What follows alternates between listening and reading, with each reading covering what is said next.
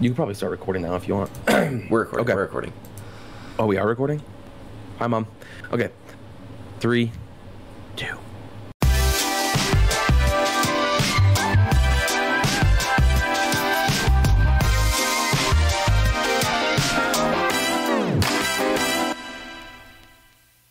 Yo, what's up, everyone? Welcome back to Lunchtime with BLT No Bacon, Polorax, nXtron, and this week we're joined by D-Town Boogie. Before I get into that, I had a question for you, nXtron. Do you use a controller for Rocket League? Oh, heck yeah. Didn't you just recently break one? Maybe. Okay. Yeah, I thought it was the pads on the top of the controller, but you don't have to worry about that. You know why? Why? Because 1UP Items sells pads to the top of your controller. Use BLT1 at checkout for 15% off. Shout out 1UP Items. We love you a lot. Please sponsor us. Okay, we got a lot to talk about today. I want to go over everyone's last week, what we're banging out, what we're doing, what we got going on. nXtron, Polorax, and D-Town. You guys had your first week at 72 PC. How'd that go? It went great. It's still going great.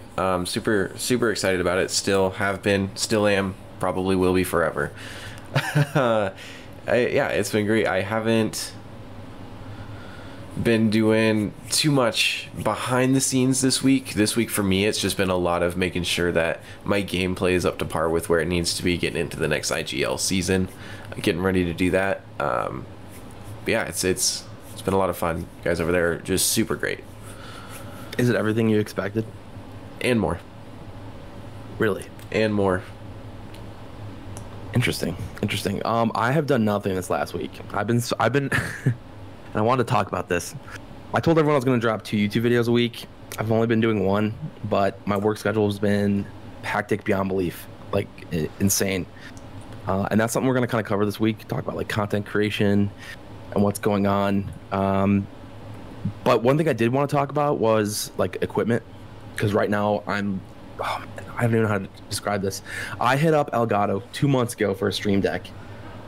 The customer support called me or emailed me back, got my Stream Deck fixed, sent me like a coupon for a new one. I bought a new one, and then jokingly I said, "Yo, let me know when you guys are making a mic."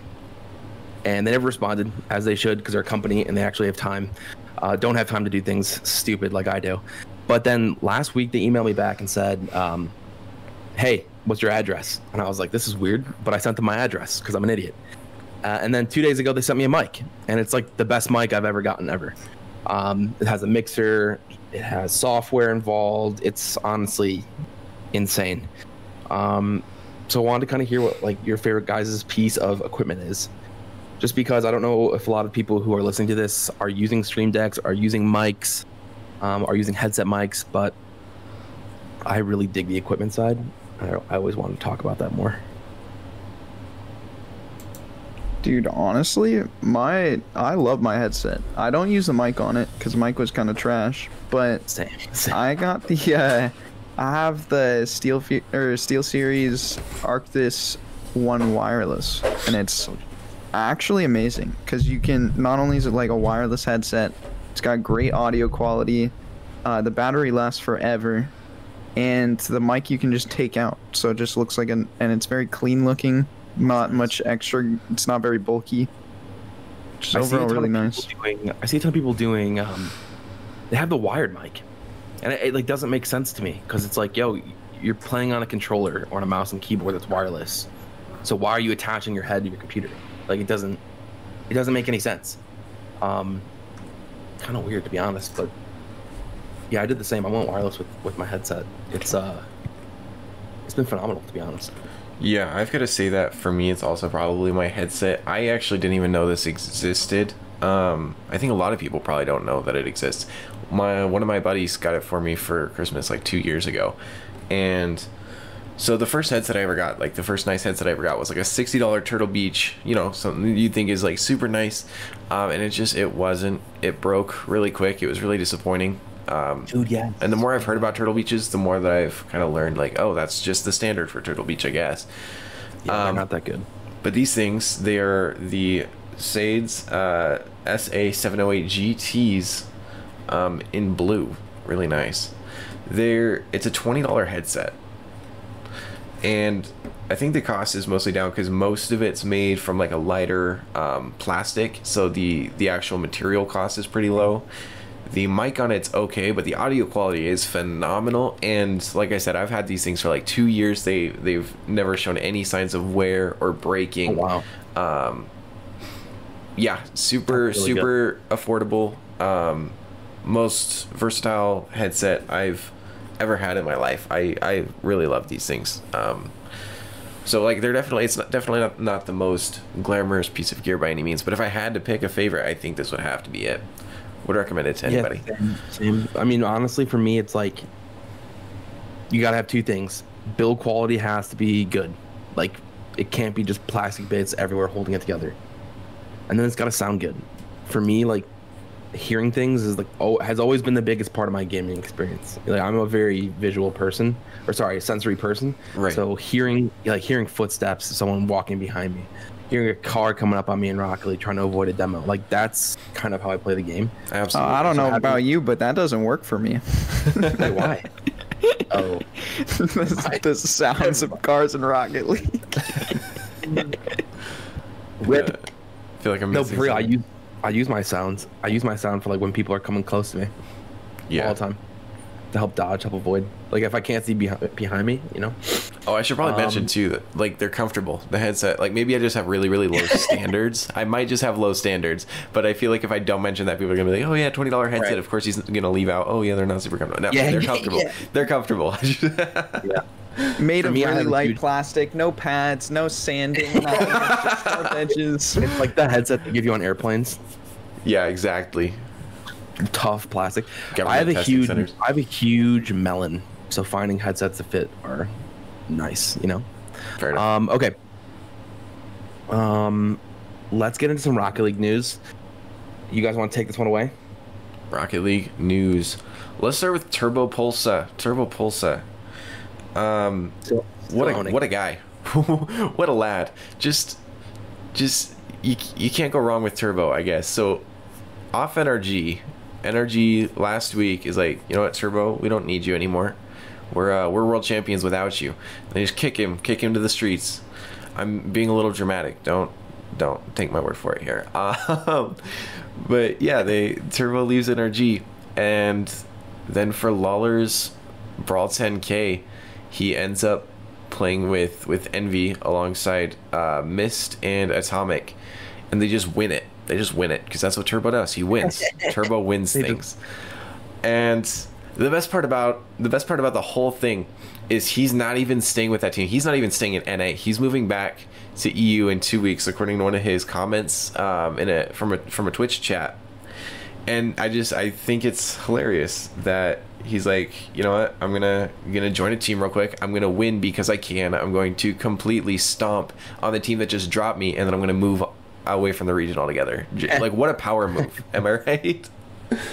I think it'd be really funny for the rest of his career. He's like still bouncing around from teams, but he's just dominating these like little tournaments and just racking up the dough. That would be hilarious. Absolutely. That's true, yeah. Done with world championships. Let's make the money the easy way. Right. He's like the guy, he's like, oh, you guys ever seen Happy Gilmore? He's exactly like Happy Gilmore. Like, not the best, but he's just always good situationally. So he just wins all the little stuff, but the big stuff, he only comes close every once in a while. That's exactly who Turbo Pulsa is. Yeah, if that person had 4 world championships. Yeah. Hell yeah. Gold jacket, green jacket, who gives a shit, you know? Exactly. I'm a little curious to see who Turbo Pulsa might be joining once he gets back to EU. I don't know if there's like a lot of really fitting spots open for him. I know Vitality wouldn't take him because right now they're leading the scene in EU and he's not French anyway. Fruity, I believe, is going to be playing with Speed and Cooks here on X-Mouse. Yeah, we'll get into that one in a second. And I don't know, it's interesting to see where he's going to end up, just because I don't really see a lot of spots where he can just slide in and be like, okay, this is worth my time as a 4-time world championship to be on this team. Well, I wonder if they throw him into Oxygen. Could you imagine? Swap him out for Farah? Ooh. That would be kind of insane.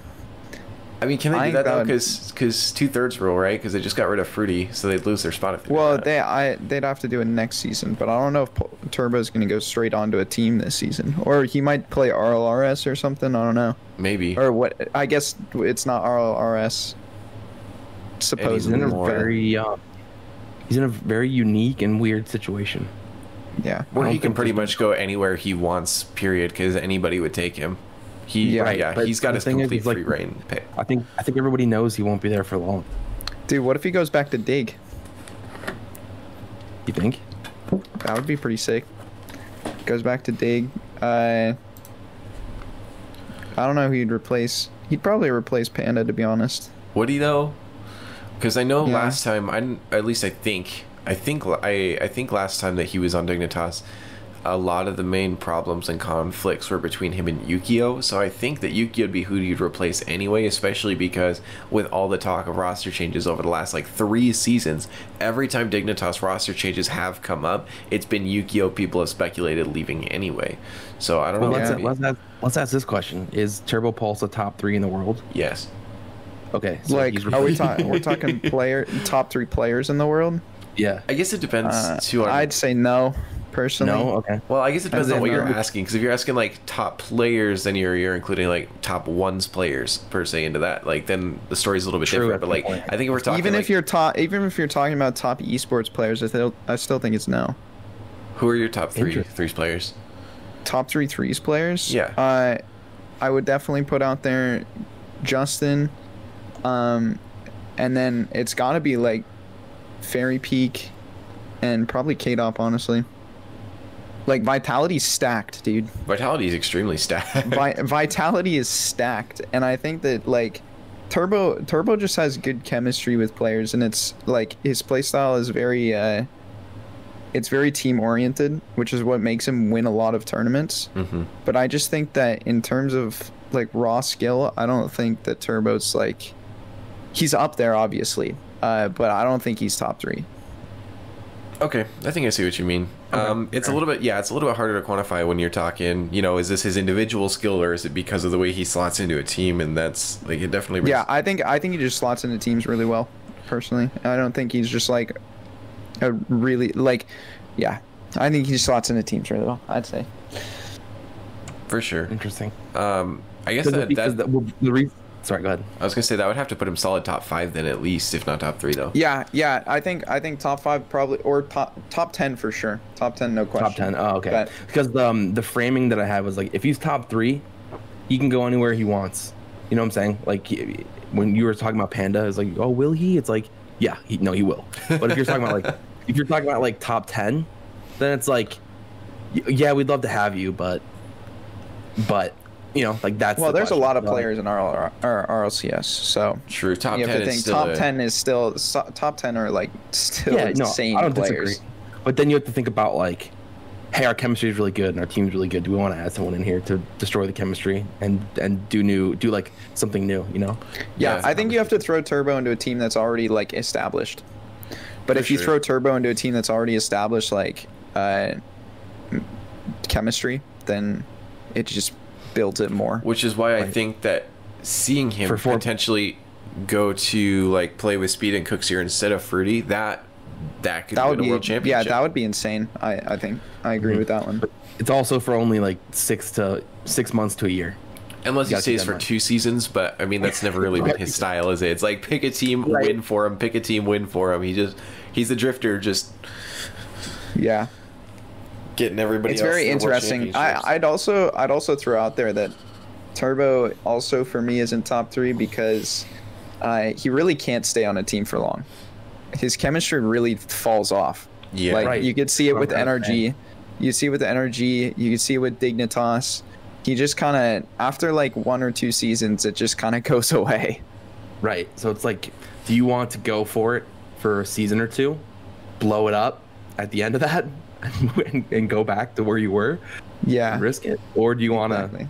keep your team chemistry now and see if that works? Right. I think Yeah. this new format's going to be good too, being like kind of opening it up to more teams rather than just the, you know, RLRS, RLCS teams with 2 new ones every season, because eventually with Turbo running around like this, every single team is going to have World Championship titles, and it's not going to mean anything anymore.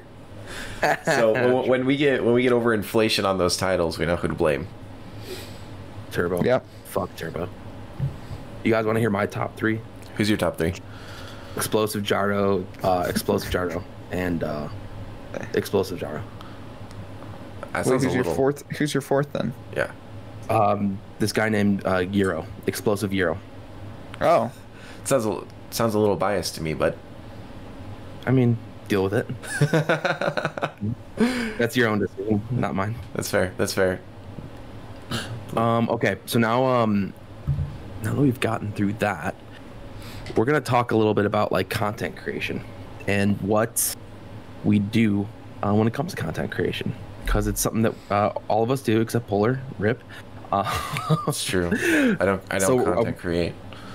We brought in our guy Boogie. Boogie, you want to say hello? Yo, what's going on? Boogie is the 3rd teammate on 72 PC, or not the 3rd. He's a part of 72 PC with nXtron and Polorax. He's got his own YouTube channel. Do you post clips? As far as Rocket League clips, Yeah. I do in Discord, but not really Discord, on yeah. my YouTube yet. So Although mainly there's just something in the YouTube. works. Mainly just YouTube right now. But we wanted to talk to you about like content creation as a whole. You know, the first thing I wanted to kind of go over was, I wrote down here, is just do it. One of the things that I struggle with all the time is just putting something out, because I actually, man, I'm such a perfectionist, and I feel like when I don't put something out, I don't accomplish anything.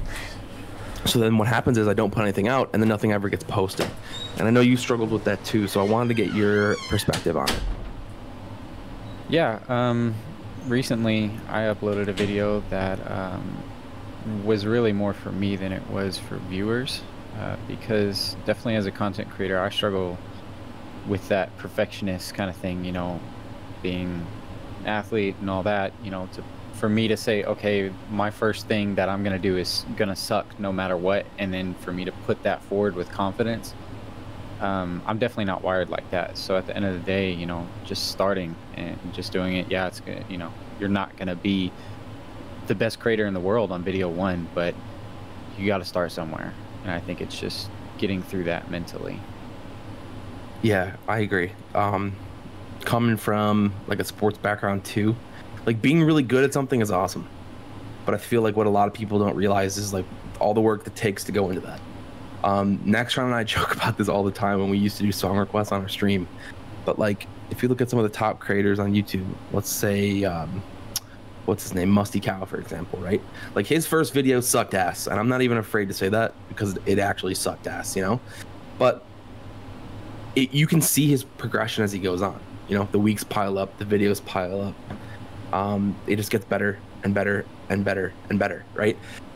And eventually it becomes something that's really good. So I feel like just putting content out there, getting feedback, and then moving on is super important. Another thing for me that I struggle with is like my creative process, and like I get a lot of like creative block. It's something that I've always struggled with. I don't know about you, Boogie, but again, I'm a perfectionist. So like if I don't have an idea, if I don't have something that I can build a video around, like I'm not just gonna go shoot out a video or like shit out a video and be like, yo, this is it, like here it is this week, because it's just not good enough in my opinion.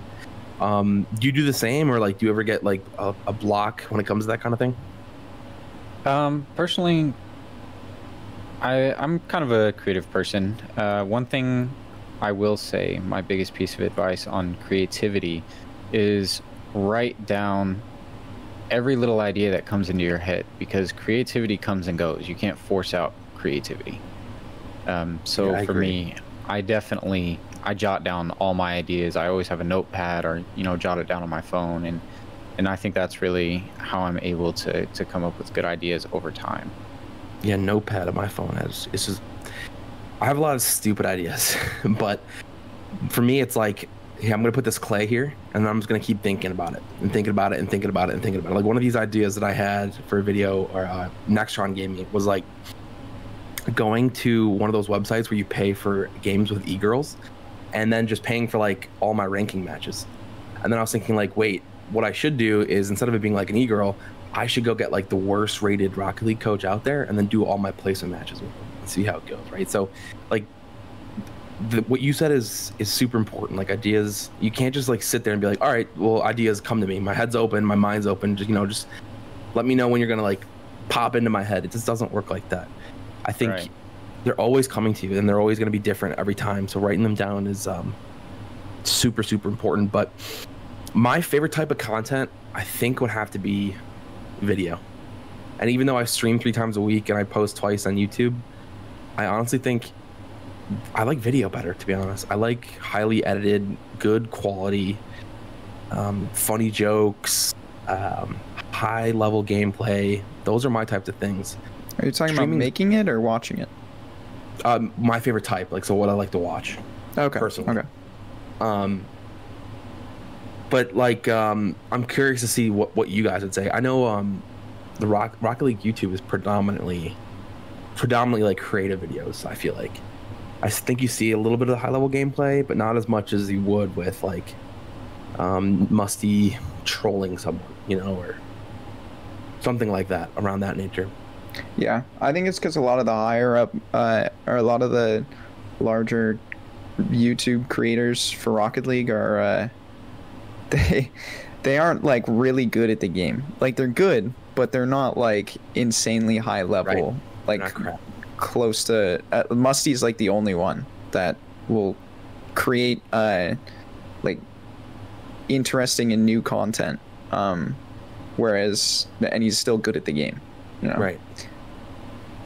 Everyone else is like low GC, high champ 3, something like that, or John Sandman. And honestly, Sandman. But honestly, I feel like a lot of the people who are cracked to the game are just have zero personality, like just straight up. You know what I'm saying? Yeah. Like, and I feel like that type of content's great for streaming. If you're just, I'm actually glad. Like in terms of that, I'm glad that Justin is creating YouTube content now. Because I think Justin is somebody who has a really good, creative, loud, bubbly personality, as well as he's just probably one of the best players to ever touch the game. Right. I think he has a lot of potential. I just wish he spent more time creating YouTube content. Be kind of insane. I agree. I don't know if any of you guys watch. I don't really watch it that much, but it's always my recommended because it's really good content. But do you guys remember like Nade Shot and Scumpy from the old Call of Duty? Dude, I love Nade Shot, actually. I love Nade Shot too, dude. I fucking love it. But like Scumpy, right? Like he's naturally just a weirdo, like a weird guy, like a funny weird, not like a stupid weird, like a funny weird.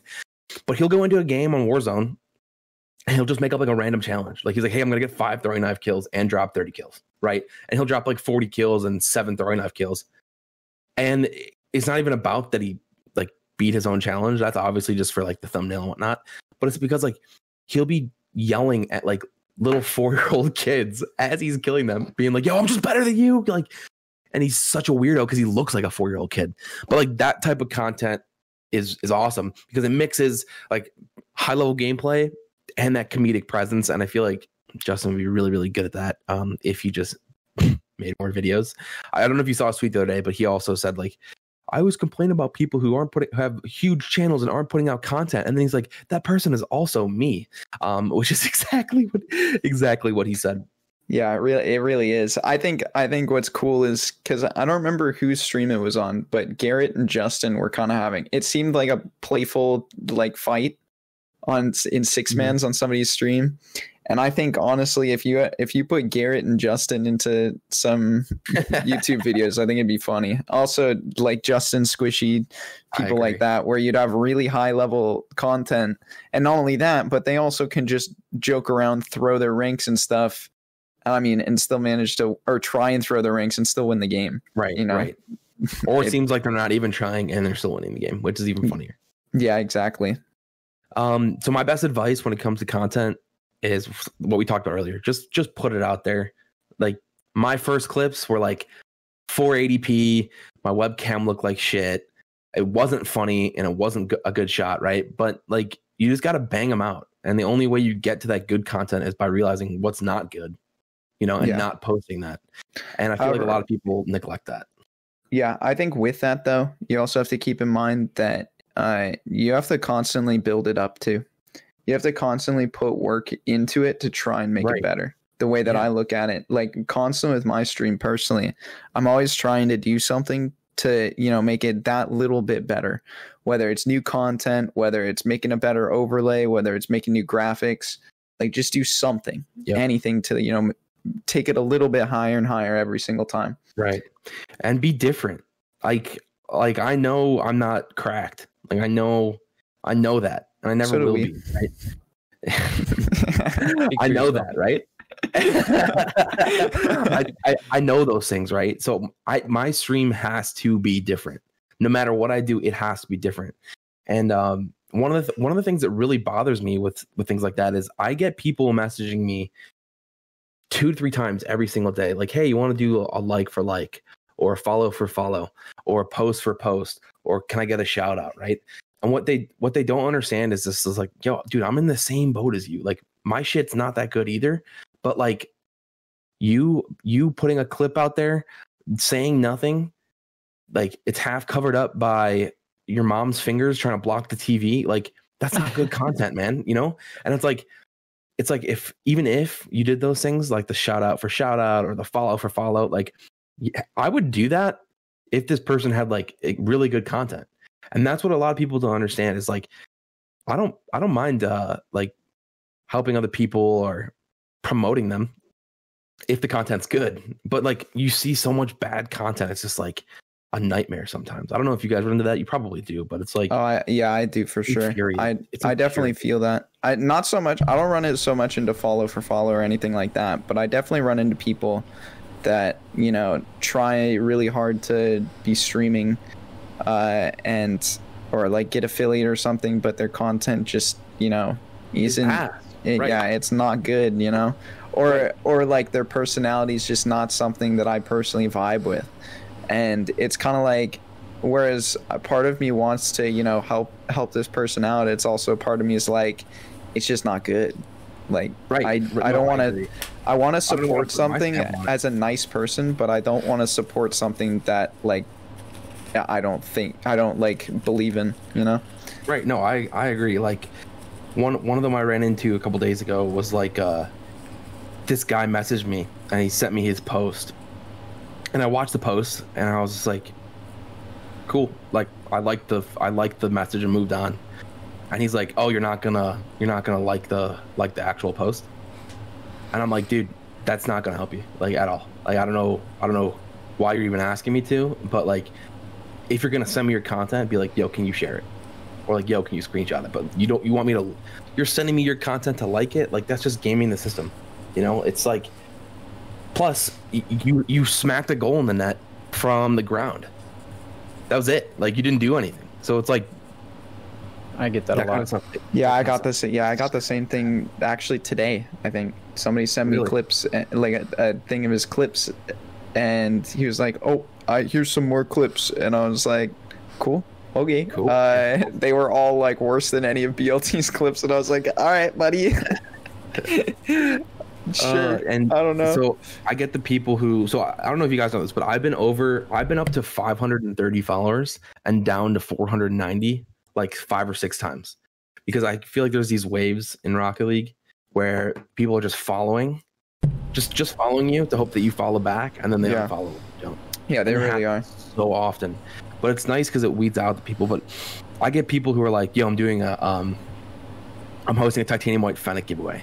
And it's like, the rules are simple. Tag 3 friends on my recent clips and shout me out. And it's like, cool. And then I go to their page and there's no posts. Yeah. It's like a dude following 800 people and 0 posts. And I'm like, dude, you have no content at all. What am I even supposed to share? Yeah, and their profile picture is the white Fennec. Right.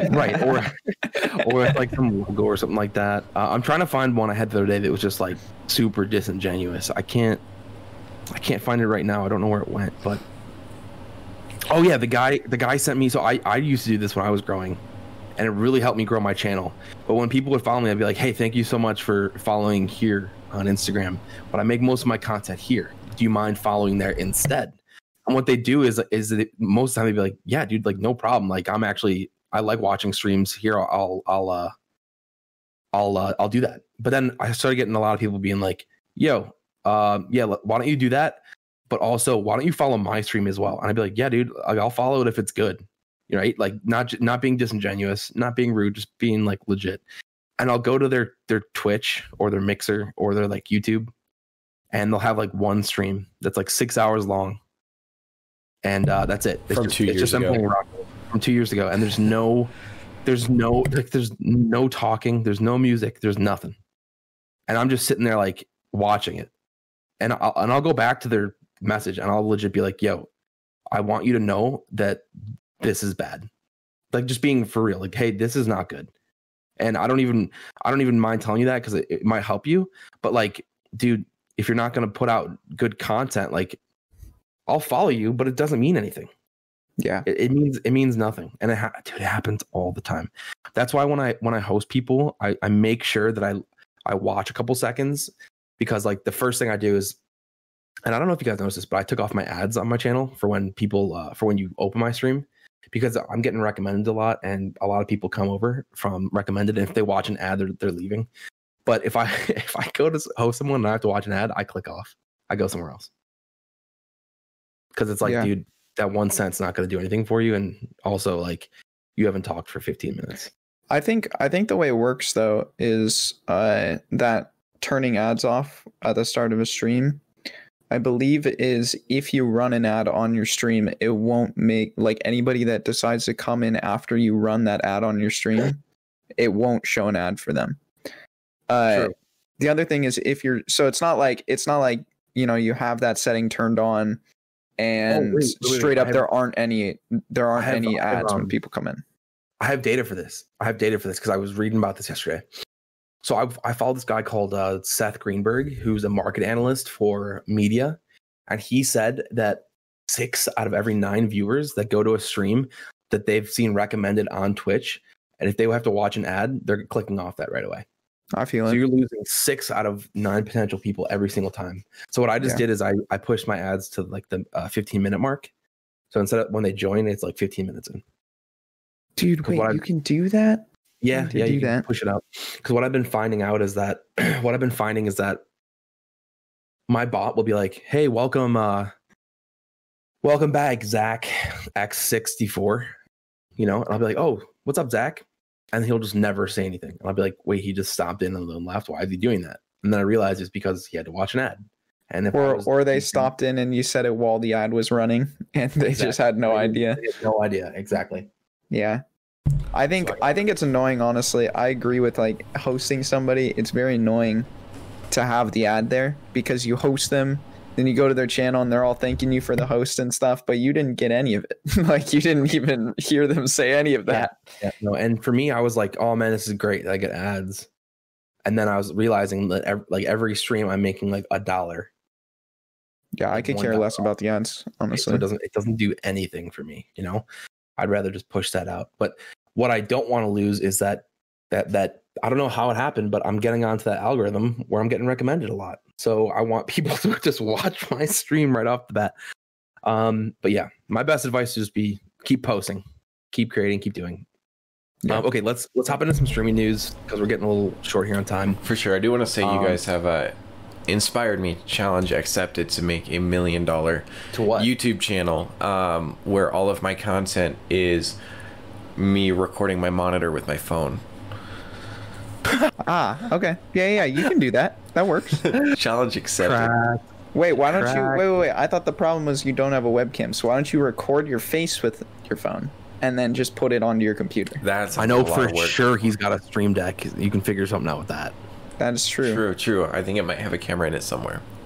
Yeah, indeed. Yeah, right. So I don't know if you guys heard about this. I'm sure you know who Nick Merckx is, right? Yeah. Now, have you ever heard of Pardon My Take? I have not. You've not? Okay. So Pardon My Take is a podcast from Barstool Sports. It is one of the largest podcasts in the world. I think it's second behind Joe Rogan. And they had Nick Merckx on, and it was phenomenal. So Pardon My Take is specifically a sports podcast, and they really stay in that lane.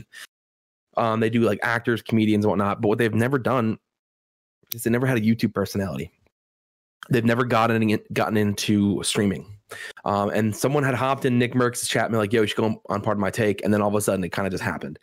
But it was so big because for like 6 streams straight, Nick was talking about how great it was and how every other streamer should go on that podcast and vice versa. Because he saw like a 20,000 viewer boost after he went on that podcast. And I don't know if you've seen this, but there's a guy called Barstool Big Cat. I don't know if you ever heard of him either, but he hops on to Twitch twice a week, maybe 3 times a week, and gets about 200,000 viewers playing NCAA football 14. Have you guys heard about that? That's kind of crazy. Yeah, no, it's insane. Yeah, 20,000 viewers is no small number, is it? No, 200,000. 200,000. That's Yeah, that's even more. That's even more. What, next Right, round you so- average 7? We're getting there. That was rude and uncalled for. Maybe I need to play NCAA. Maybe that's the trick, yeah. Bro, but like, so this is how big Pardon My Take was. He started playing on Twitch. They went from 0 followers to I think 1 million in about a week, 2 weeks. He broke the record for a sports game streaming at one time concurrent. He plays for 2 hours. He'll hop on for 2 hours, he's off. I'll hop on for 2 hours, he's off. But what they're doing is they're pumping out content around that. So like the producers playing COD before that, their interns fucking around, messing with people afterwards. They're keeping the stream going, but just like throwing it off to other people. Or they'll host like a massive streamer like Nick Merckx and be like, yo, come on our podcast. And then they can't say no. But what's great is it's like these 2 huge entities going back and forth. But one of the funniest things that happened was like, he started playing this game, and all of a sudden, like, you couldn't find a copy of NCAA 14 on eBay, on Amazon, anywhere. And like all these sports games were getting sold out. So they were like quite literally changing the market. So I'm hoping that keeps going. I'm hoping that Ninja goes on there. Well, I wouldn't like to see Ninja on there, but I'd like to see Ninja get roasted by them because Ninja's a nerd and I hate him. Or maybe like Dr. Disrespect or something like that. The bigger piece of news this week, though, and this kind of dropped about 20 minutes ago, half an hour ago, is that Mixer is shutting down. We all saw this coming. You probably are wondering why. It's because they have no viewers. The only viewers that they get are people who open up their Xbox and are forced to watch it. Or want to watch Shroud and Ninja. Watch Shroud and Ninja. True. I do also have a buddy who, like, he hates Twitch. He will avoid watching anything on Twitch if possible. He would rather, like, he does rather prefer to watch streams on Mixer or on YouTube than on Twitch. So I'm guessing he's not the only one out there, but it's definitely not a large group of people. No, I agree. The thing is that so you want to talk about CPMs or CRMs, whatever they're called, where like advertising, where your advertising dollars go, what the creators are getting. Like Twitch is easily the worst, like really, really, really bad at paying the creators. And I mean like bottom of the barrel. And what that is doing is it's pushing creators elsewhere, like YouTube, Facebook, and, you know, Mixer until today. And a lot of people are like, you see what happens, right? Like they make so much money off of their creators that they can't really afford to let them go. Classic example, Alinity. Like if I pulled up my shirt and showed my nipple, I'd get banned for a week. Like straight up TOS. Like there's no doubt about it. I would but still donate for it. I would still donate for that. Right. No, I will do that one day. Thank you. But like she does it on accident, so to speak, and she takes her own break. She doesn't even get banned. It's like what are we doing here, you know? So like a lot of people are pissed because they don't police everything the same. Bans aren't the same. It's becoming, a lot of people complain it's like a titty streamer thing. I personally don't care if you want to do that, but it's like if it's against TOS, it's against TOS. Like it shouldn't be some different for nXtron than it is for me, or like vice versa for anyone on the platform. You know what I'm saying? And a lot of people are getting like fed up with that and going other places. YouTube, I've heard, is really nice because it's the same payouts for like their videos, right? So if you have a stream with like 20,000 people for 10 hours, that's 100,000 live views. You're getting paid for 100,000 views like you would on YouTube. It's not the same here on Twitch. But I could see why people would want to switch. I could honestly see it. And I don't see Shroud. I see Shroud will come back to Twitch, no doubt. I feel like that's easy, right? But I don't think Ninja's coming back, man. Like, he had huge beef with them before he left. Massive beef. Ninja needs to just retire. Like, man's a millionaire at this point, isn't he? Like, yeah. Yeah, I think Ninja's reaching hundreds of millions, honestly. Probably a billionaire at this point. I wouldn't doubt it. So he made 30 million off of Mixer. They paid him out when they closed on the platform. He got offered 60 million to go to Facebook Gaming. Also, this was a super scummy move by Mixer. They created Facebook Gaming accounts for all of their people on Mixer. So they shut down and transferred all their accounts to Facebook Gaming. So Facebook technically didn't buy them, but Facebook just got a ton of new users just because Mixer was like, we're not sending them to Twitch or we're not sending them to YouTube. Sounds like low-key a whole lot of money was passed around behind the scenes to make that happen. Like, I'm guessing Correct. Mixer was like, we're not making any money. We're going to take this massive payout from Facebook, not give any of it to anybody else, keep it for ourselves and dip.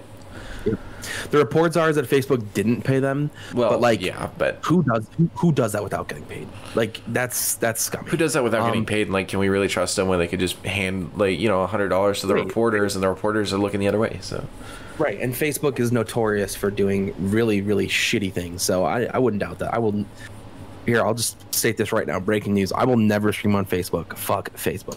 I'll second that. But yeah, before Ninja left, he had some huge beef with Twitch, and I don't think he's gonna go back there. Like, they were showing porn on his Twitch channel. Yeah, that was messed up. Yeah, it was after he left too. After he left, right? Yeah, that was really like, messed yeah. up. By the way, this streamer's because Twitch was salty, man. Like, yeah, I'd be salty too, but like, you can't do that. You can't just. And what they were saying was that remember the recommendation software, like this time last year, they were just kind of like trying it out on the big streamers. They said that was what it was. But like, if you go to my channel, like, people, they're getting recommended to like Rocket League streamers, like with 10 or 12 or 13 viewers, not some account with one follower that's broadcasting porn. So yeah, and he was getting into it with the VP and the president of Twitch. Like, I don't blame him. Like, he can go wherever he wants, and he can still stomp on Twitch's neck, to be honest. I also think Go ahead. Sorry, go ahead. No, you go ahead. I was gonna say also, I think his viewership from Twitch, like his Twitch viewers, have just gone. Whereas Shroud still has a big, like, there's a lot of people on Twitch that still would love to watch Shroud. Right. Whereas Ninja, I don't feel it's the same way. Do you think it's a recency thing since Shroud left a couple months afterwards, so he still kind of has? I think it's a game. I think it's a game thing, because I think that Shroud has been on Twitch for a lot longer. He's been a pro CS player, playing a ton of FPS games, and he's insane at all of them, and still provides good content for all of them. And not only that, but he plays a ton with people that are on Twitch as well. True. So I think the difference there is Ninja, I believe, plays a lot of or like with people that are on Twitch as well, but he plays Fortnite. And most of the Fortnite viewers have found somewhere else to go. That's a really good point. Whereas Shroud's playing Tarkov and Rainbow Six and just like all these other kind of random games that are all just FPSs. So Courage JD has 2.1 million followers on YouTube, and he averages almost 10,000 viewers a live stream, right? Ninja has 26 million subscribers on YouTube, right? So he could easily go to YouTube and blow that up. I think that's where he's going to go personally. But yeah, like, it's a platform thing, like you said. Like, the most logical thing for Shroud to do is go back to Twitch, because he's playing Tarkov, he's playing CS, he's playing Valorant, right? And you see those people on Twitch live streaming because it's competitive, and that's where the content's being made. But Ninja's content, I think, would be best on YouTube. I also think that Shroud's probably going to get an offer for Twitch. Oh yeah. I don't think Twitch is going to care or could care less about Ninja, but I definitely think that Shroud just. Oh yeah. Shroud's home is just Twitch. Honestly, that's kind of how it feels. I hope neither of them go to Facebook, and I sincerely mean that. I don't think for a second that Shroud would go to Facebook. I don't know, man. I don't know. I think it's a possibility. Facebook is actually massive for gaming. It's one of the things I've been looking into recently. No, I agree. I just think they're scumbags. That's all. I mean, yeah, but I mean, collect your paper. You know what I mean? Yeah, Hey. but like collect your paper, mess around with elections, you know? You really, Like- really want to dive into behind the scenes of all these companies, I'm sure we can find everything. Oh yeah, no, I don't You like, know. dude. Jeff Bezos could stick his thumb on me right now. But, like- I'm just saying, like, for gamers, especially in content creators, I mean, content creators, the name of the game is diversifying income. And how many different streams of income can we have? Because, I mean, if you're just trying to make it off of YouTube ads, you know, AdSense alone, you're not going to get paid a lot. So, Actually, I think YouTube's the best place you can make your content. YouTube CPMs are insane for videos, but like I look at like remember Stone Mountain 64? No. Yep. Yeah, exactly. When's the last time you heard from him? He was so huge. He went to Facebook 2 years ago.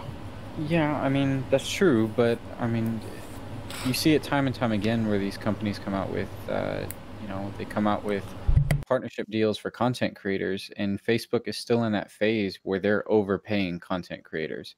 Yep, no, that's People are true. definitely making more bang for their buck on Facebook. And that's the thing too. For a streamer, I mean, yeah, if you're Ninja and you sign an exclusive deal with Facebook Gaming, then go for it.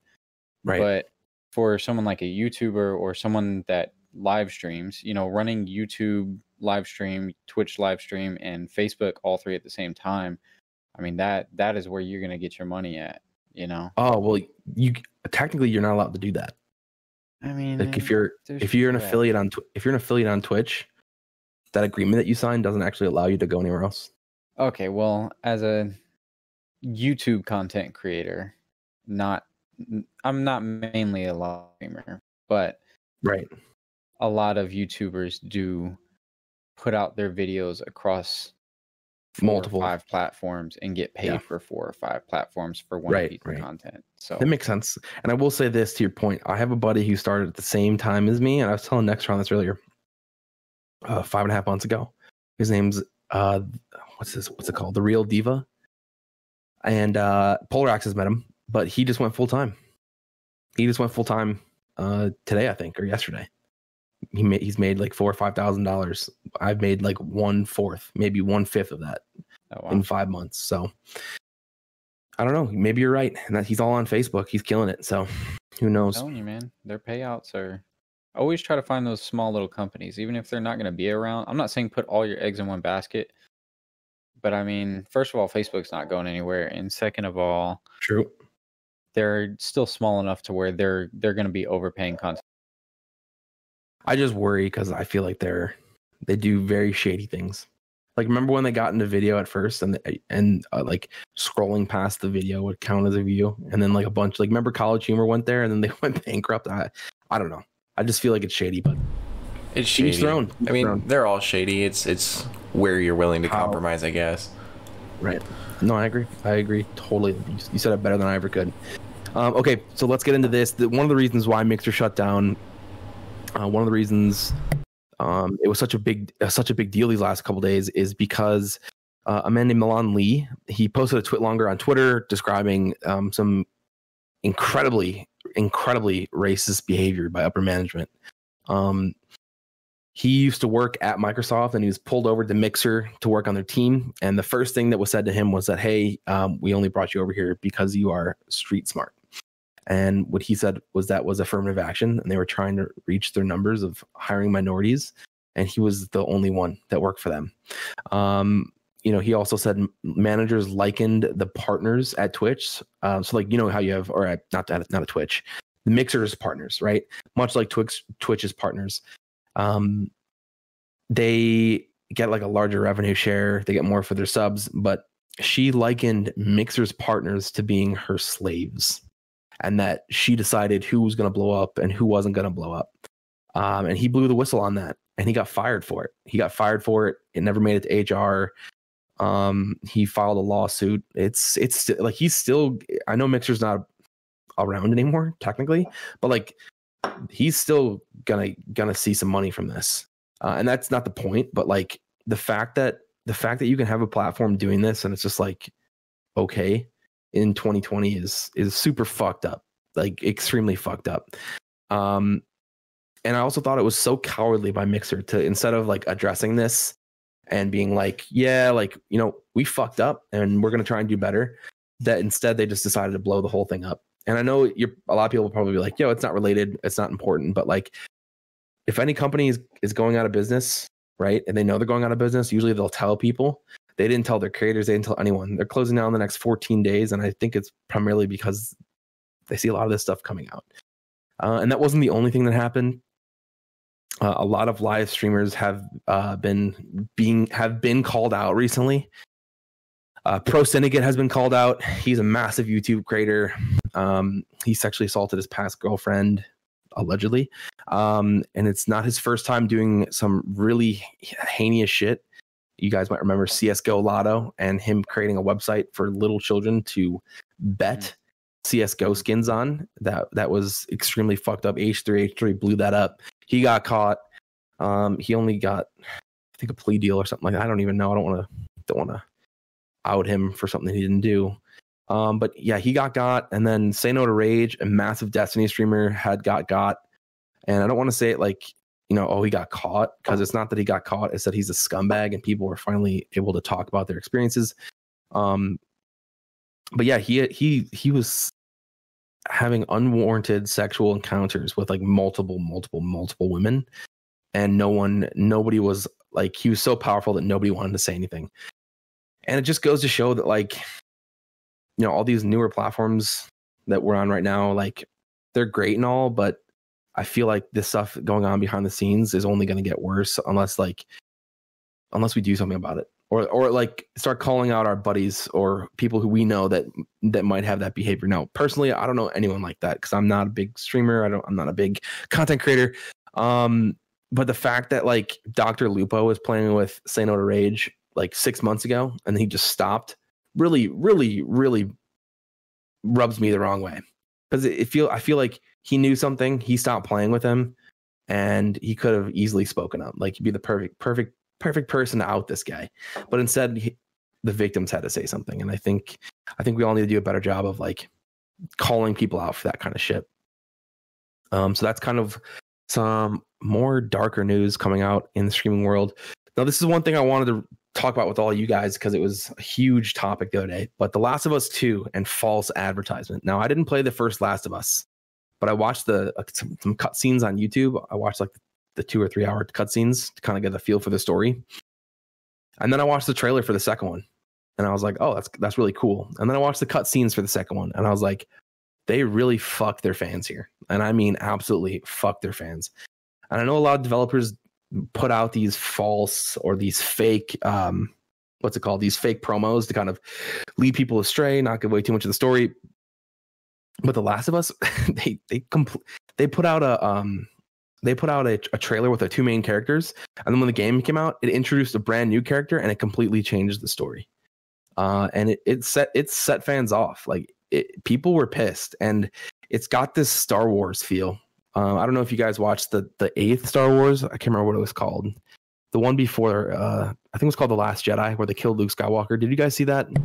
Yes. Mm-hmm. Yes. So it's the same problem with that. Like, critics are like, this was great. The director did a great job. It was an amazing movie from a movie point of view, right? So the critically acclaimed scores are like through the roof, and then the audience scores are just like, no, actually, we hated this. Like, no matter how critical you are about this actually sucked.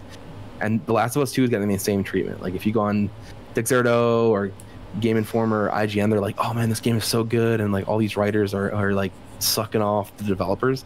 And then you go to like Reddit, Twitter, any of these other places where the fans are sounding off, and they're all just like, no, we're pissed, like, this sucked. And they waited 7 years for that sequel. Now, I can attest to this personally, and you guys are gonna laugh at me. I'm bringing it back to Halo, boys. So Halo 5 did the same thing, where they had Master Chief wearing like this shroud and in the desert and fighting this massive monster that felt very Halo-y. And we were like, wow, this is sick. Like, what does it mean? And then we got to the game, and we found out that his visor was smashed by another Spartan that they were trying to like bring into the series and get rid of Master Chief with. The scene didn't even appear in the game. He was never in the desert in the game. He didn't fight this monster ever. And it's like, you don't tell us anything for months. Put this trailer out and expect us not to like to be hyped about this, and then the game is just completely different. It's really annoying, to be honest. Like, I've had this happen with a couple games that I've played where it's like, and it's really hyped up for something that it doesn't actually come to fruition. And it's becoming the new normal too in the gaming industry. I know one of the biggest examples of it was Anthem. Pretty much that whole trailer they made for Anthem was done before the game was even created. They used a whole bunch of content there that wasn't real, and they said, this is live gameplay, this is what you can expect, and it was straight up, it was a complete lie. Even to the point where, like you were saying, with getting critics to be like, oh, this is super, super good, whether they're paying them off or not. False advertising. And like, I know one of the things that Call of Duty, I think it was Black Ops 4 did, was they came out and they released the game, no microtransactions, they get all the good press for it, and then once all the good press has come out and once all the people have bought the game, they add the microtransactions in then. And it's just big. It absolutely is, and it's becoming a bigger and bigger thing. And I mean, it's finally something people are starting to take some action against, but it's going to be a long battle. It's disappointing to see, for sure, but it really sucks to say that it is the normal for the gaming industry nowadays. And so go ahead, sorry. I was just going to say, like, you're talking about Anthem, that was published by EA. And EA is just a terrible. As someone who's been playing FIFA competitively since FIFA 13, so 2012, right? They continually just ruin games for everybody by filling them with microtransactions, pay to win. I mean, we saw the same thing with Battlefield. We saw the same thing with Battlefront, and I see a lot of bigger companies that continue to do this. And they actually, you remember, they just dropped the release of Skate 4. Is in production now. Yeah. And I mean, you go to their comments, because I'm one of those people where I want to see what people are saying, and people are just like, yo, I'm not buying this game. Like, I don't trust EA. Yeah. So yeah. Also, Star Wars Squadrons. I don't know if you guys saw that. Yes, that's another one. They have announced that there won't be microtransactions. Yeah, for that, they said that, but however, do we know? We don't know. They left it open to interpretation, and I think it's speculated that that's their game with it, is they leave it open to interpretation, but say it in such a way that they get all these review companies to be like, oh yeah, they said that there's no microtransactions, right? And that's not what they said, but they're not going to correct them either. They know what they're doing. They did the same exact thing with Battlefront 2. They said no microtransactions, and then they added them in after the release. Yep. Yeah. And exactly. It's like, I don't know how to describe it. It's like, and EA is so bad about it, but what's nice about EA is that they're actually like getting class action lawsuits from different countries being like, hey, sorry, you can't actually do this. If you're selling someone a game, you can't force them to pay for like to play certain parts of the game that are like pay to win. Like, you can't do that. So yeah, they're getting hit for it, which is nice. But I know the biggest country that's really been cracking down on like the gaming industry malpractice is like Australia has been probably the biggest leader in it. So shout out to the Australian government for finally doing something about this. Shout out Alana Pierce, I love you. Shout out Gyro, just cause. Shout out Gyro. Is he from Australia? No, we were shouting people out. Oh, okay. Gotta butter him up for next week. Shout out BLT. Yeah, that guy's cool. Yeah. Fuck yeah. Shout out BLT. Shout out what's the sponsor? One Up Items. One Up Items. Shout out. Yeah. Shout out. One Up Items. I do want to throw in though about EA. I don't think I'm the only one that thinks this, but EA has probably the most potential of like any gaming company. If they wanted it. Oh yeah. If they got rid of microtransactions and just were like a supportive company, took maybe some notes out of like Digital Extremes books, a few other companies, CD Projekt Red. Yeah, just if they just took some notes out of those books, they would be by far the best company. Because EA, in my opinion, their graphics that they throw into their games have no competition. Agreed. Just by far. Like Battlefront 2 came out 4 years ago. And its graphics are better than most of the games that are still out today. And they're still adding content to that. Actually, no, they did. They finished it. It's done. They just finished it. Sorry. Yeah. But Yeah, I think that they have the most potential, and really just like get rid of the microtransactions. Just take notes from the community and from other companies, and like then dominate. Honestly, Yep. He's the one making sure all this happens. Is their upper management? It's always the upper management. They're the one that get all the money. Yeah. Well, you always got to look at like who's doing it. I'm pretty sure EA is owned as well, or one of the board members is like a big media, or not big media, but like he's part of a larger company that's like known for price gouging. But I also wanted to say this. I don't know if you guys saw this as well, but I think The Last of Us 2 might be facing a class action lawsuit from fans being like, "Yo, this is fucked up." Like, we can because hope they hyped so. this up for like 7 years. Yeah, we can hope 7 so. years. Just because, like, it needs to start somewhere.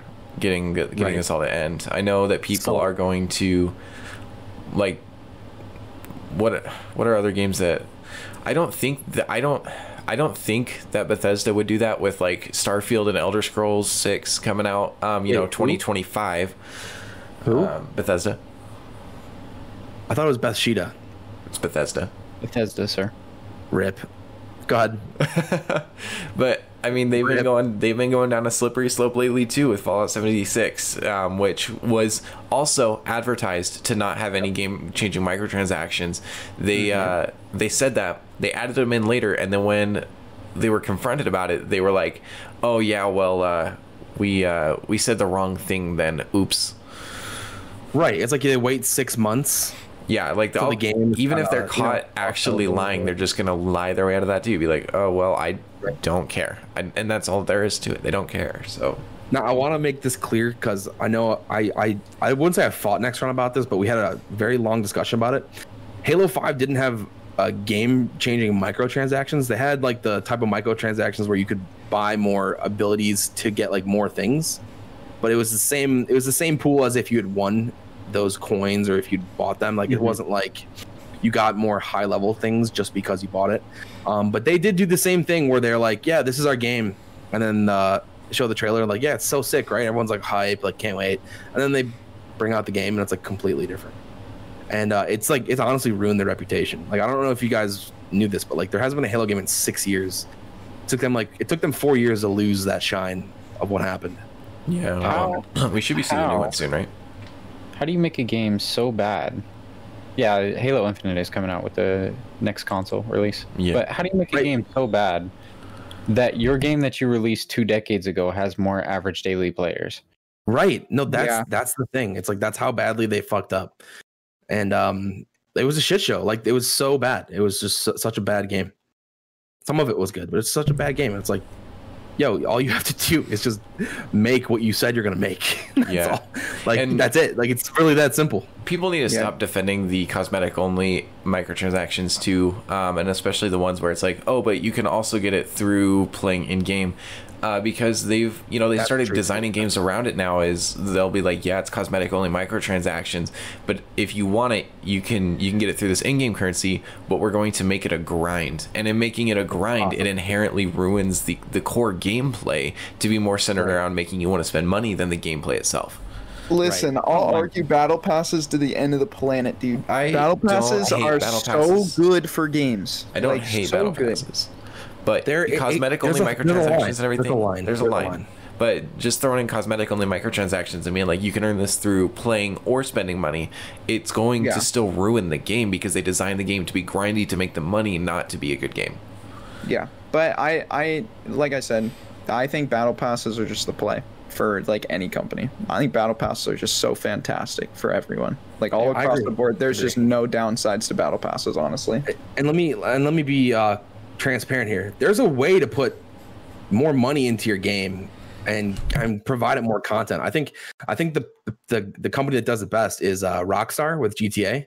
Like high quality content that we're paying for, absolutely. And then what you do is you don't actually get that content right off the bat. Like if you buy the ability to unlock the content, and then you have to earn it like with RP in GTA, which I think is awesome because it's like, hey, do you want this Back to the Future car? Cool. Like, here's $20. We're going to add it to your game for the DLC. It's yours to get, but hey, you still got to earn it. It's not going to be too tough. But yeah, because then GTA has caught a lot of flack for that, though, because they ridiculously overprice things. They do. Yeah, I agree. They do. I agree. The, Yeah, I agree. the price aside, I feel like the method is pretty decent, just because it at that point it's more DLC than microtransaction. Right. But the price is admittedly outrageous.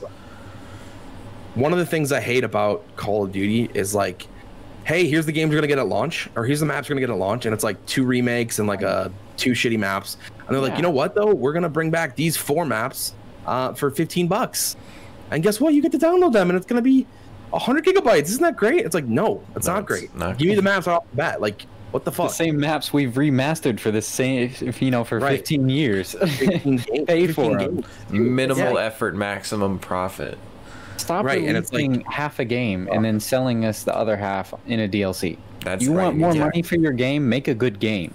Simple. Right, and it's the games are $60 off the rip regardless. It's like, yo, that should be coming with like a full product. Yeah, Like, I what are we definitely would talking- say though that COD's kind of fixed that over time, because they got enough shit for it before, and now they're kind of like, all right, we gotta, with Warzone, we got a big, That's free. following now, right? And so now we kind of need to fix it. But yeah, I think Like they used to do the thing with they'd launch with like 4 maps, and you'd be like, what the fuck, like, and then they'd give you like 4 more and be like, oh, here you go, like $15. It's like, dude, I essentially just paid $75 for a full game. So you're telling me each map is basically worth $5. Then they started So, out like- giving out guns too for DLCs. Yeah, I think that needs to stop. I know COD does that a lot, where it's like, hey, buy the battle pass, you can get this gun. Like, it should it should still be cosmetic only, even if it's a battle pass. well, though with the battle pass, with COD's battle pass, you can get it all for free. It's just the grind. guns, you just have to, like, if you buy the battle pass, the only difference is that you will get them, I guess, twice as fast because you get more XP, but that's it. You don't like get them immediately or anything like that. It's just a little bit less of a grind. Yeah, and that's what I was and saying. there it is like, again. It's a little bit less of a grind. I like content where I have to purchase it to make it available, and then it's still earned, because then it's like obviously you're still paying for the stuff, but it's like you still have to play the game, and they are making new things for it. I like the way Rocket League does it personally too, to be honest. Yeah, they have a regular battle pass type thing, and then they have the premium. So you're still like unlocking stuff as you're playing, even if you don't pay money. Yeah, that's how all the battle quality passes are, content, too. which is why I say that that's why I say the battle passes are very good, is because they all have a free version, that gets you I'll say this something. about Warzone though. The free version of that's fucking ass. Just gonna be Warzone, honest. yeah, I agree. Yeah, it's ass. Yeah, that's my problem though with the battle passes in like Call of Duty and Destiny compared to Rocket League. Is with Rocket League, there's no such thing as pay to win content, and so they can just put whatever they want in there. But then with like Destiny and Call of Duty, you get like these super late in the battle pass, like guns and weapons and stuff, and like that to an extent is pay to win, and that's where my issue with that comes in. I don't know about you, but have you heard of the Batmobile? Have you? All right. Maybe there's some pay to win content. I don't. What was I gonna say? I think another. Well, they're not really prominent anymore, but PUBG did it really well, where you didn't actually have to buy their battle pass. You could just earn it all, but you could pay to like go advance like 20 levels. Like, that's fine. Hey, you want to do that? That's fine. Like, if you want to buy all that content, go for it. Be my guest. But you can earn it too, Right, and again, so long as there's no pay-to-win content at the end of that battle pass to encourage people to spend that money to get it before it runs out, because usually they'll set the grind up in such a way that they know it's going to take you something absurd like 40 hours a week of playing to get the end of it without purchasing. Right, exactly. Yeah. Which is what you don't want. Ultimately. So like as long as there's just so many gray areas and so many lines to tread that if it's done right, it can be really good, but there's so many ways that they can abuse it. Agreed. And that's where it needs to kind of be cracked down on. Shout out Australia. Shout out Lana Pierce. All right. That's it. That's all we got to talk about. I don't think there's anything else to cover. Do you guys have anything else you want to say? Goodbye. Let us know what your thoughts are on battle passes and microtransactions. We'd definitely love to hear about it. Leave us a like, leave us a comment, let us know what you want us to talk about. let us know if you use one-up items. Actually, you don't have to let me know. I'll see the money in my account. Use BLT on the checkout for 15% off. Shout out one-up items. All right, Boogie, thanks for coming on with us. Appreciate you, man. Polorax, thank you for being you. nXtron, fuck off. All right, guys, that's it for this episode. We'll see you guys in the next one. Goodbye it is, I guess. Love you all.